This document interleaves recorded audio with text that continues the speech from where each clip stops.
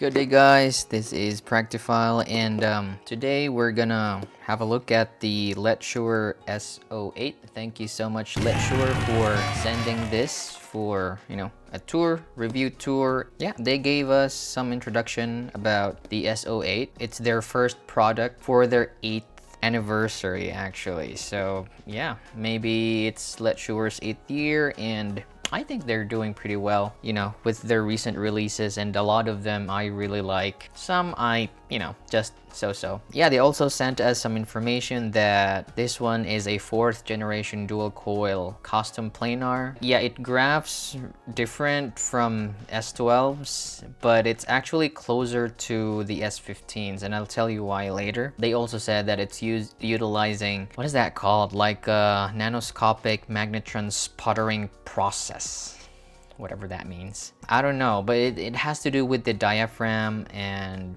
the resolution of high frequencies, which doesn't make sense for me because the upper frequencies, like above 10K, they're not spiking up, which is actually good for me. And resolution, well, maybe it makes sense because even if they are kind of like recessed, or not really recessed, but they're gliding down, I still get natural treble timbre, to be honest. They also said that the conventional planars do not have or do not come with a surround sound, resulting in a shallow bass extension. I don't know, like I feel like planars are too fast to create that texture. Some people like it, sometimes I like it actually, in a certain bass shelf.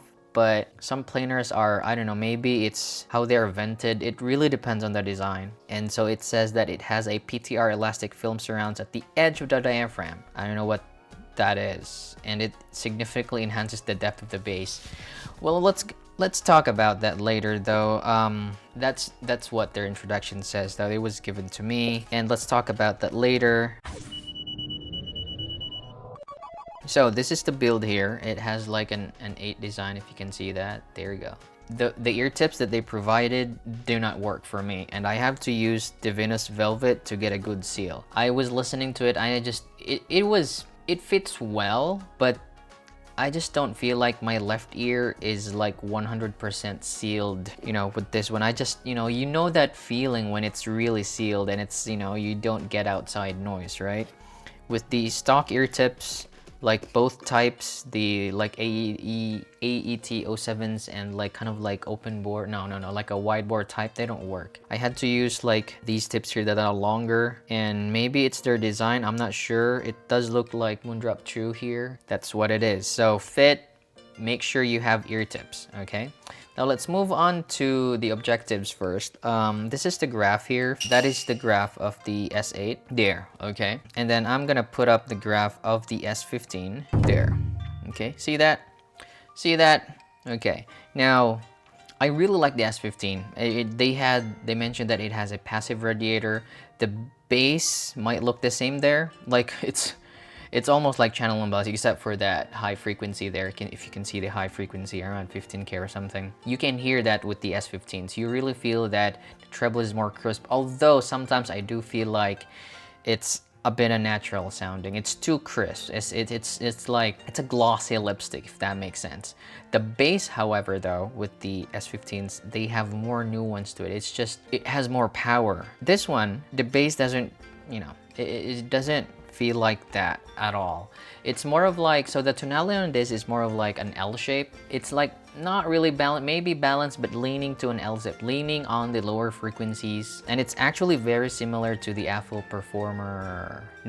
Explorer as well, in terms of the overall tonality. So yeah, that's the tonality there. I'm just gonna score this. So tonality, I feel like it's good. You can actually listen to this at higher volumes, just like the AFL Explorer mentioned. They don't really fatigue you, which is very pleasing. So I think for tonality, I can give it like, I don't know, maybe 2.5, just because of it's new. We get tired of the usual Harman something, and sometimes we just, want to have fun, and same with AFL, it's 2.5 for tonality. Bass I think bass is just 2 for me. It is elevated, it is warm, but at the same time, I don't feel that there's something special about it. You know, it's just okay. It's just okay. It does feel fast because it's a planar, and maybe that's the reason why that it loses some texture. But I don't know. It's just 2 for me. I mean, it has impact. It has, you know, you hear good body, but maybe it's different for you. But it's just 2 for me. For the mids, I don't know. Maybe also just a 2. They're natural sounding. They're actually closer to a sound of a DD, if that makes sense. I mean, there's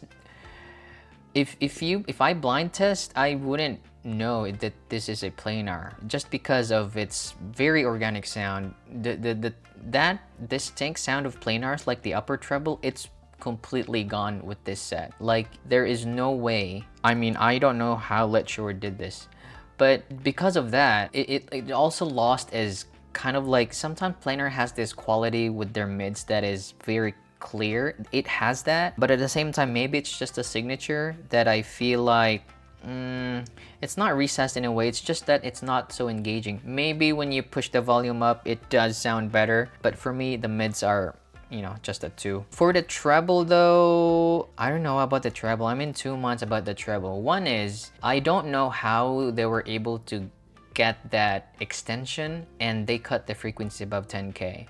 Just as I mentioned with the S15s, right? It's actually very smooth in the treble. You don't hear any peaks. Cymbals sound natural. They're good, actually. But at the same time, it's not that it doesn't complement with the signature, or maybe it's just a signature because it's L-shaped, right? But it also didn't really wow me in a way because, again, that zing with the cymbal, with the planars are now, you know, it's more natural sounding. So maybe, I don't know, maybe I'll just give it, okay, I'll give it 2.5 just because I don't know how Letshuoer did that, okay? And maybe it's their new technology that they were able to still create that smooth treble and still detailed actually without sounding unnatural. So I think that's a plus, right? 2.5. And for the text, I don't know, maybe text is, it's a planar. Okay, now I'm scoring this anyhow. I'm scoring this because I was told that it might be around in the $100 price range, and it's very competitive now in that area. I have the, you know, like I scored S rank on the Affle Explorer, and you know, there's Super Mix 4 coming, and for a planar,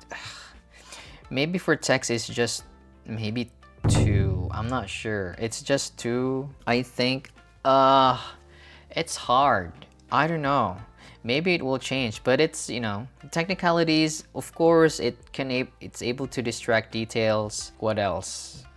I can't say anything. It's just a planar, you know. We've been bombarded with planars, and we just, yeah, I just know how it sounds. And I don't know. Recently, it's not that I got tired, but planar is planar. So that's 11 for me, and 11 is, let me see, in my scoring, it's B, maybe it's B or B plus, around that. I don't know, I just felt it, you know, it may be different for you though. It's just because of the pricing. I don't know, it's good, but maybe one also is the fit. Maybe it's the fit. I just feel like it's a B for me. Now for comparisons, again,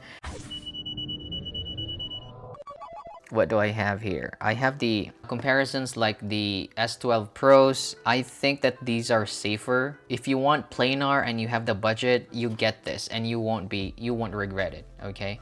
Because there's also Hidis 145, right? MP145. That is also good. That is more balanced. This one's leaning more towards the upper, the lower frequencies, and it's, you know, like an L shape. I think they're on par in a way. What else can I compare it to? Maybe, oh yeah, the S15s. As I mentioned, they graph pretty close, very similar. And probably the only difference is maybe the bass, because of that passive radiator of the S15s, and the treble. You can hear that elevation there in the treble with the S15s. Sometimes it can get very unnatural in certain tracks, especially cymbal crashes, and it shows.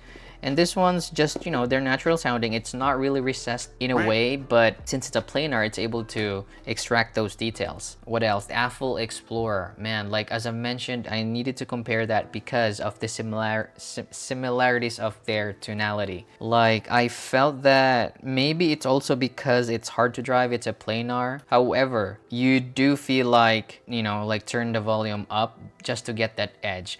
This kind of tuning with the lower pinna, they're really good at loud volumes because, you know, you don't feel fatigued and you just feel like you know, you want to enjoy the music. So this is what's good about this set, you know, you can enjoy. And what else do I compare it with though? Like in the price range, I don't have the final price yet. I'm just assuming that if it's around 100, and then I'm comparing it with, you know, like similar signatures. So if you're planning to get a planar, it's either the Hides MP145 or this one. I'm not saying that it's bad, it's just my scoring. Maybe it's just because of the fit, but I do think that if you have the cash and you like the design and you feel like it will fit your ears and you don't like treble, you like planar but you don't like, you know, that spikiness at the upper frequencies, then I think that the S08 is a good buy, you know. My ranking is just, you know, it's subjective. It's just how I think about the set. Would I listen to it? Yeah, I'd listen to it. Although if I have the cash, I'd probably buy the Explorer if you want, you know, like a similar signature. The thing about the Explorer, the one thing I like about the Explorer is it's the stage, like how proportionate the stage is, and for me it's really special. For me, maybe I ranked it low because I cannot find anything special about it. But you know, if you're new to the game, you want to planar, I think this is for you. So Letshuoer S08. Thank you.